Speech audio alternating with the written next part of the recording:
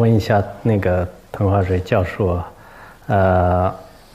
因为我就看到他是作为一个历史学家，他也对藏传佛教和藏地的文化很重视。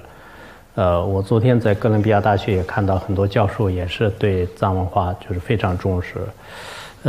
我问的问题呢，第一个是你们哥伦比亚大学就是对藏传这个文化、藏传佛教的研究，或者是就是怎么样，就是这大学的情况。然后第二个问题，你这么多年以来，就是为什么这么重视专注藏传文化？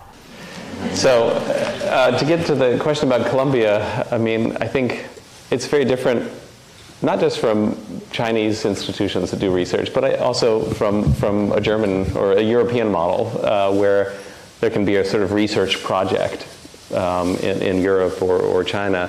In America, it's much more, I guess, fitting with our approach. We all pursue our own interests, and so, of course, the main thing that's different about Colombia is the interest in modern Tibet, and that is something that is I think, widespread across the university. I think we have 8 people at Columbia teaching something about Tibetan culture right now, and those on the religion side, Bob Thurman and his students, tend to study Tibetan Buddhism across time.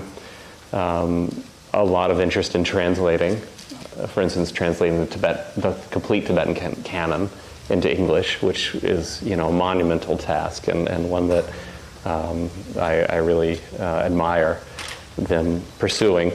But I guess on the modern side, we are really interested in the last 300-400 years in Tibetan history and the kind of changes, developments that have taken place in that time. So I think that's something that's really unique about Columbia University. So for my own interest, I think it's probably very similar to the kind of students that you've had come from China, kind of an intellectual interest in the beginning, a personal interest. I had the good fortune to grow up at a time when there was a lot of exchange, a lot of debates about the situation in Tibet. I'd studied Chinese first. I think that's maybe unusual. A lot of the scholars in America have gone to Tibet first, or gone into exile and met Tibetan lamas in Nepal or in India. My own experience was studying Chinese and then learning about Tibetan Buddhism. And I thought that the debate that was being sort of waged in the media and in the kind of campaign that was going on in America was a little clearly one-sided. And as I traveled to China and made my way to Tibet, I realized there was a different narrative there. And so quite aside from my personal interest, I became interested in the history of relationships. It seemed so negative, sort of China versus Tibet at that time.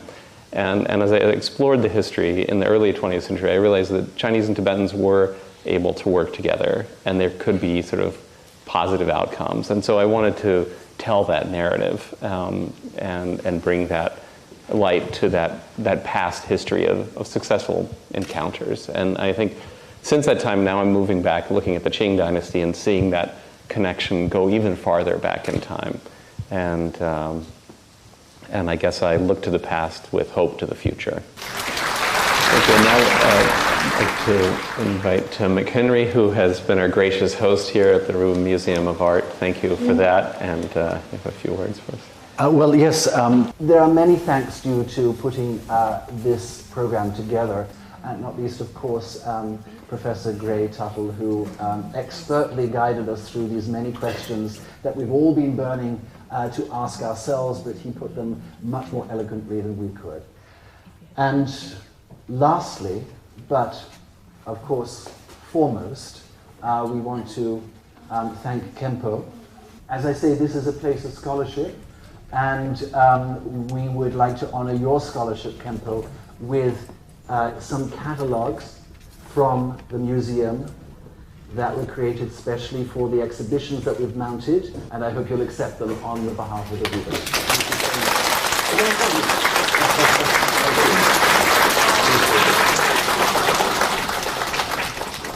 Oh, thank you so much. Thank you very much. Very good. Thank you.